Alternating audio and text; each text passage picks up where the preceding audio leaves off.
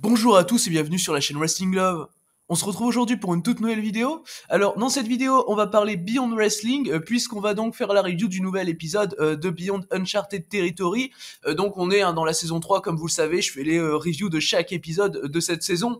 Et là on est donc à l'épisode 4 d'Uncharted Territory. Cette fois c'est bien, le show a pu sortir assez rapidement, j'ai pu le mater assez rapidement. Donc c'est un show qui s'est déroulé donc dans la nuit du 28 au 29 octobre. C'est tous les jeudis soirs, dans la nuit du jeudi au vendredi donc. Et personnellement c'était un show qui me hypait bien, voilà. On a fait notamment Wheeler Yuta contre Masha Slamovich, assez haut dans la carte, qui me hypait vraiment beaucoup. Après il y avait quelques autres matchs également qui me disaient bien, John Silver à Aaron Rourke, ou encore Matt Makowski, Ryan Galeon. Mais ouais, la carte en tout cas, dans son ensemble est assez attirante je trouve, voilà. Plus attirante probablement que la carte de la semaine dernière, donc de l'épisode 3 de Uncharted Territory, sachant que quand même, la semaine dernière, on avait un main event plus attirant, évidemment, qui était Matt Makowski contre Davey Richards. Mais du coup, on va pouvoir donc commencer la review de ce show Beyond Wrestling Uncharted Territory saison 3, épisode 4. Du coup, alors, le show, déjà, on avait un match en pré-show qui opposait Megan Bayne à Little Min Kathleen. Le match a duré un peu plus de 3 minutes, voilà, grosso modo, c'est un squash. Le match est remporté assez logiquement par Megan Bayne. Megan Bayne qui a battu la semaine dernière Willow Nightingale dans un assez bon combat. Du coup voilà, c'est un peu logique quand même que Megan Bayne prenne une victoire là assez rapide sur Little Min Kathleen qui est pas spécialement montrée forte chez Beyond Wrestling. Donc voilà, Bayne remporte le match avec son Tombstone Piledriver. Globalement c'était un match assez bien fait pour ce que c'était, voilà, c'est un squash assez basique, pardon. Personnellement j'ai mis la note de 2,5, voilà, c'était en kick-off. D'ailleurs tant mieux que ce match ait eu lieu en kick-off parce que je l'aurais pas vu vraiment sur la carte principale étant donné ce qu'il accomplit. Enfin voilà, c'était juste un squash pour Megan Bayne quoi. Donc non, finalement en soi le match était assez bien fait. Megan Bayne n'avait pas le plus mauvais day work, voilà, ça allait encore, et Little Min Kathleen était ok dans son job, c'est-à-dire vendre l'offense de Megan Bayne. Donc voilà, pour ma part c'est un 2,5, voilà, c'est un match ok pour un kick-off et pas plus. Du coup voilà, donc par rapport à ce match remporté par Megan Bayne en 3 minutes, on va pouvoir désormais passer à la carte principale donc de ce show. Alors la carte principale elle a commencé avec un singles match qui opposait Teddy Goods à Alex Reynolds. Alex Reynolds contre Teddy Goods, personnellement franchement ça me disait quand même. Teddy Goods il va affronter Matt Cardona à Reverse the Curse. Il est en rivalité avec VSK. VSK qui accompagnait Alex Reynolds avec Mark Sterling, sachant que les trois ont pas grand chose à voir, mais juste c'était pour faire chier Teddy Goods, hein, voilà. Et personnellement j'ai trouvé ça assez bien fait parce que Alex Reynolds du coup a remporté le match. Parce que personnellement en soi j'aurais voulu que Teddy Goods remporte le match, mais vu comment ça a été fait j'ai trouvé ça logique parce que du coup c'est VSK et Mark Sterling qui coûtent le match à Teddy Goods avec leurs nombreuses interventions. Donc personnellement j'ai quand même trouvé ça assez logique de voir ça, et puis au final tu feras gagner Goods contre Cardona pour évacuer la frustration.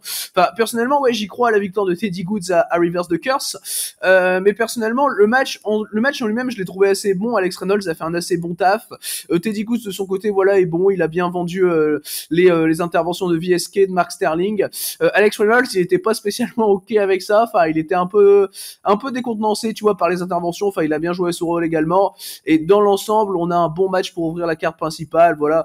Et dans l'ensemble, c'est bien fait. Voilà, l'action est assez fluide, assez intéressante quand même. Alex Reynolds, c'est loin d'être un mauvais catcheur, même si bon, évidemment, il est pas aussi bon que John Silver. Donc voilà, on a quand même un bon petit match auquel j'ai donc mis la note 2-3-25. Du coup, voilà donc par rapport à ce match, on va pouvoir désormais passer au deuxième match de la carte principale, donc le troisième match du show. Alors, le troisième match du show, c'était un match par équipe, puisqu'on avait Dave McCall et Nate Carter, donc de Rep, qui affrontaient The Kings of the District, donc Hill O'Neill et Jordan Blade qui est une équipe que personnellement j'aime vraiment bien. Le match a duré un peu plus de 6 minutes, victoire des Kings of the District, assez logique sachant que Hill O'Neill avait perdu la semaine dernière un match contre Trish Adora pour le Pan African World Diaspora Championship.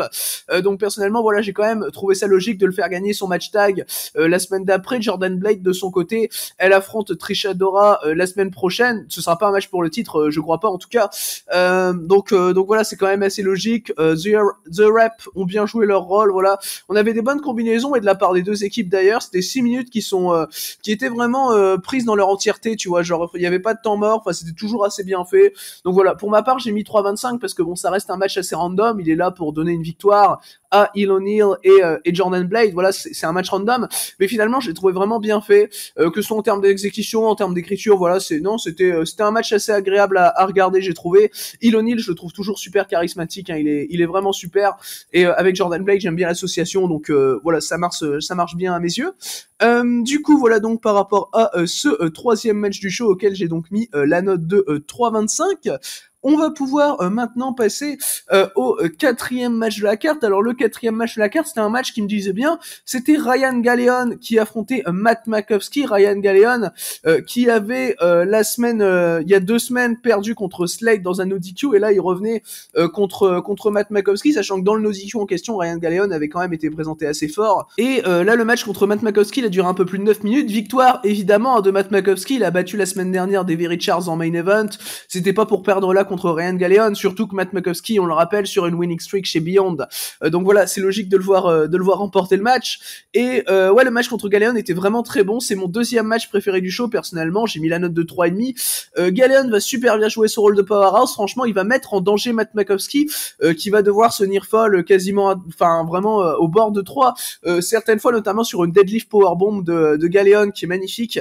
Enfin voilà, vraiment Makowski, il va être mis à mal dans le match. C'est 9 minutes qui ont le temps vraiment de le faire souffrir, mais Makowski va réussir à revenir, il va remporter le match, pas par chance, mais un peu sur un contre un peu opportuniste, tu vois, dans le sens où finalement Makowski se prend un pin, il se dégage à 2 et il arrive à garder le bras de son adversaire pour faire son armbreaker, et là à partir de ce moment-là c'est fini, donc Galeon est obligé de taper parce que l'armbreaker de Makowski évidemment ça finit les matchs, donc voilà, Galeon est obligé de taper, il peut pas résister plus, donc voilà, Makowski remporte le match, mais quand même il a été poussé à ses limites par Ryan Galeon qui a été comme j'ai dit, montré très fort contre Makowski. À un moment, il a même un kick-out à 1. Je sais plus sur quelle prise de Makowski c'était, mais il y a eu un kick-out à 1 d'ailleurs qui m'a un peu dérangé personnellement parce que bah finalement c'était pas spécialement utile de faire ça, autant juste le faire kick-out à 2 tranquillement, là ça servait un peu à rien. Mais je veux dire, dans tous les cas, Ryan Galeon est quand même montré vachement fort là contre Makowski et a quand même montré un bon potentiel dans ce match, et Makowski, comme à son habitude, a été très bon et très intéressant. Voilà, c'est un catcheur technique qui est vraiment super, Matt Makowski. Les kicks qu'il peut mettre au long du match sont vraiment très très impactants, ça fait vraiment plaisir de voir ça. Donc voilà, personnellement le match je lui ai mis 3,5 et non oui, c'était un très bon match. Du coup voilà donc par rapport à ce match remporté par Matt Makowski, on va pouvoir maintenant passer au 5e des 8 matchs du show. Alors le 5e match du show, c'était un match qui continuait donc le Discovery Gauntlet Tag Team, donc Discovery Gauntlet Tag Team qui est un gauntlet qui se déroule depuis le début des Uncharted Territory. Alors nous avions les Waves and Curls qui pouvaient là prendre leur 3e victoire dans le Discovery Gauntlet Tag Team, donc Jalen Brandon et Trevon Jordan, et ils affrontaient l'équipe de Dante Caballero et Joe Keys. Donc voilà, personnellement c'était pas un match qui m'intéressait de fou non plus, et d'ailleurs le match a été assez court, il a duré un peu moins de 6 minutes et pas grand chose a été montré finalement dans ce match, contrairement au match tag un peu plus tôt dans le show avec les King of the District qui dure 30 secondes de plus et où il y a quand même beaucoup plus de choses montrées. Là j'ai trouvé le match assez inintéressant pour ce que c'était. Les Waves and Curls ont remporté assez logiquement le match, enfin personnellement ça m'a pas surpris, tu sentais qu'après leurs 2 premières victoires, les Waves and Curls c'était l'équipe qui allait avoir le gros run dans le Discovery Gauntlet Tag Team. Ils ont pas vraiment affronté de grosses équipes, hein, voilà, à part The Main Event qui avait gagné le premier match du Gauntlet, et les Waves and Curls sont dans le Gauntlet à partir depuis la 2e semaine d'Uncharted Territory. Donc là voilà, un pas de plus vers la victoire pour les Waves and Curls. Enfin voilà, je pense pas que les Waves and Curls gagneront le Gauntlet, hein, mais en soi leur push est assez bien fait, assez bien écrit tout au long de ce Gauntlet, même si ouais le match là est pas vraiment intéressant. Dante Caballero et Joe Keys ont vraiment rien montré de spécial. Bon voilà, Waves and Curls ont gagné, ont eu 2-3 bonnes combinaisons et basta quoi. Enfin personnellement j'ai mis 2,5, la même note que le match de kick-off, bon pas pour les mêmes raisons, parce que finalement le match de kick-off il accomplit vraiment quelque chose, là c'était un peu plus compliqué à ce niveau-là. Donc voilà, on peut dire que c'est le match que j'ai le moins aimé du show. Voilà, c'était très random hein, globalement. Donc voilà, pour ma part c'est 2,5. Et donc par rapport aux prochains adversaires, donc des Waves and Curls dans le Discovery Gauntlet Tag Team, donc ça se fera la semaine prochaine dans l'épisode 5 je pense. Eh bien leurs prochains adversaires ce seront Prestigious, donc c'est un clan en indie qui a fait quelques matchs chez Limitless cette année, mais bon, pas plus, voilà. Je pense que ce sera BRJ et Channing Thomas qui représenteront le clan là. Je sais pas, c'est un clan de 4 personnes, hein, donc il y a également John Alba et McDaniels. Je sais pas qui sera exactement pour Prestigious, c'est juste, sur IWTV, c'est écrit Waves and Curls contre Prestigious, mais personnellement, ouais, ça me donne quand même assez envie, et je pense d'ailleurs que là, Waves and Curls, leur série de victoires peut s'arrêter, ça me choquerait pas, même si bon, s'ils gagnaient non plus, ça me choquerait pas. Du coup, voilà donc par rapport à ce match et donc aux prochains adversaires de Waves and Curls dans le Discovery Gauntlet Tag Team. On va pouvoir maintenant passer au prochain match du show. Alors le prochain match du show, c'était le match qui m'a hypé le plus de la carte, et pour de bonnes raisons, puisque nous avions Masha Slamovich qui affrontait Wheeler Yuta dans un 1 contre 1, et là évidemment Slamovich contre Yuta, j'adore les deux catcheurs, enfin catcheuses, donc voilà, évidemment, et puis quand t'as Wheeler Yuta dans un match, c'est forcément bon, à moins qu'il se fasse squasher comme si c'était une merde, alors que pas du tout. Mais ouais, du coup, ce Wheeler Yuta contre Masha Slamovich, c'est un match qui a duré environ 10 minutes, il a été remporté assez logiquement par Wheeler Yuta. C'était au passage le premier match de Wheeler Yuta chez Beyond depuis qu'il a perdu le titre IWTV, donc c'était à IWTV Untitled, et c'était contre Alex Shelley. Donc ouais, c'est le premier match de Yuta chez Beyond depuis ce moment-là, depuis donc le premier épisode d'Uncharted Territory où il avait battu Layla Hirsch. Du coup, le match était vraiment très bon, personnellement, c'est mon match préféré du show. Yuta et Slamovich montrent vraiment un arsenal technique hyper intéressant. T'as Slamovich qui va vraiment bien jouer son rôle, Yuta est un super bon heel, Yuta, il est tellement bon en heel, c'est vraiment un plaisir à voir, et là ça dure que 10 minutes, mais franchement c'est tellement agréable. Enfin voilà, tu vois vraiment pas les 10 minutes passer, non, c'était vraiment très très bien fait, en tout cas, et techniquement t'as pas mal de combinaisons, d'enchaînements qui sont hyper fluides. C'est un match de Wheeler Yuta, quoi, et en face t'as Slamovich qui est une super catcheuse technique. On a pu le voir notamment à la VXS dans un pure rules contre Daniel Garcia, on a pu également le voir contre Marina Shafir au dernier Bloodsport. Voilà, Slamovich, elle a très clairement un bagage technique qui est hyper intéressant, et là contre Wheeler Yuta qui franchement est un super heel et qui utilise très très bien son catch technique. Bah voilà quoi, il y a des soumissions vraiment qui sont vraiment très bien portées, transition très fluide. Donc voilà, personnellement c'était un plaisir pour moi ce match. Bon, c'est pas incroyable, mais c'était vraiment un plaisir. Donc voilà, c'est 3,5, c'est pas loin du 3,75, et du coup meilleur match du show assez logiquement. Du coup voilà donc par rapport à ce match, alors il y avait un après-match évidemment à ce Wheeler Yuta contre Masha Slamovich. Du coup t'as Wheeler Yuta qui va taper une promo et qui va se faire attaquer par Matt Makowski. Ça, j'ai trouvé ça assez logique personnellement, parce que Matt Makowski et Wheeler Yuta avaient eu un assez gros accrochage lors du premier épisode de la saison 3 d'Uncharted Territory, et Matt Makowski avait déclaré vouloir défier Wheeler Yuta. Donc là ça me paraît assez logique que Makowski soit donc celui qui attaque Wheeler Yuta. Donc au début il arrive masqué et il enlève son masque, et enfin tu vois que c'est lui, enfin ça me paraissait assez logique, je m'en doutais que c'était lui sur le coup, mais du coup ouais, en tout cas c'était un après-match vraiment bien fait, j'ai trouvé. Donc il continue de builder une rivalité entre Yuta et Makowski qui veut vraiment arracher son match contre Wheeler Yuta. D'ailleurs Matt Makowski la semaine prochaine il sera opposé à Tracy Williams, donc de Ring of Honor, dans un match qui m'aide beaucoup personnellement, parce que déjà Makowski contre Davey Richards, techniquement c'était super. Voilà, là maintenant t'as Makowski contre Tracy Williams, ça je veux dire, Makowski il affronte que des mecs super techniquement, donc voilà, ça fait vraiment plaisir. Du coup voilà donc par rapport à cet après-match donc du Yuta Slamovich remporté logiquement par Wheeler Yuta, on va pouvoir désormais passer au pré-main event du show. Alors le pré-main event du show, c'était un match par équipe avec Chris Dickinson et Willow Nightingale, donc qui refaisaient équipe, puisqu'ils avaient fait équipe, puisqu'ils font équipe de toute façon assez souvent, et également Chris Dickinson et Willow Nightingale s'étaient aidés quand ils avaient eu tous les deux un match solo, je crois que c'était lors du deuxième épisode d'Uncharted Territory, ou du premier, je sais plus, je crois que c'était le deuxième plutôt, où les deux s'étaient aidés, et à la fin du show la semaine dernière avait terminé sur Dickinson et Nightingale qui étaient donc montrés fort ensemble. Du coup là ils affrontaient The Kirks, Brandon Kirk et Casey Kirk, qui sont souvent chez ACW Knowles Bard, et qui sont deux heels qui, si vous me connaissez bien, vous savez que j'adore Brandon Kirk et Casey Kirk, surtout Brandon qui a un peu des airs d'Atticus Cogar que j'aime beaucoup. Le match a duré 8 minutes, victoire de Chris Dickinson et de Willow Nightingale, assez logique. Voilà, c'est eux qu'il faut montrer fort, c'est pas les Kirks, en tout cas chez Beyond. Voilà, Dickinson et Nightingale ont eu des très bonnes combinaisons. Voilà, Dickinson en termes de chop, franchement, c'est toujours très impactant, et Willow Nightingale en termes de powerhouse, ça fait toujours plaisir à voir. À un moment, elle met une deadlift powerbomb qui est magnifique. Enfin voilà, Nightingale, et d'ailleurs c'est pour remporter le match, je crois qu'elle le fait avec une deadlift powerbomb. Mais enfin, En tout cas, Nightingale, franchement, a très très bien joué son rôle, a été montrée très forte, et tu vois que finalement, elle s'en sort bien après la défaite de la semaine dernière contre Megan Bayne, qui aurait pu un peu la mettre vers le bas. Mais non, Nightingale, elle commence à remonter. Et d'ailleurs, je pense qu'on aura un rematch, hein, comme j'ai dit la semaine dernière. Je pense qu'on aura un rematch entre Bayne et Willow Nightingale d'ici 2 semaines ou un truc comme ça, 2-3 semaines, où cette fois-ci Nightingale pourra prendre sa revanche sur Megan Bayne, où elle sera à 100% pour le faire. Donc ouais, personnellement, j'ai trouvé le match vraiment bien. Voilà, The Kirks, ils ont un bon heel work, évidemment. Voilà, ils font bien leur taf. Non, franchement, des Kirks, c'est toujours assez agréable à voir catcher, surtout Brandon, hein, donc même si, et d'ailleurs c'est Casey Kirk, hein, qui prend le pin assez, ça me paraissait assez évident d'ailleurs que ce soit pas Brandon qui prenne le pin, vu de toute façon comment ils sont montrés dans l'Indie US, c'est logique que ce soit Casey qui se prenne les pins.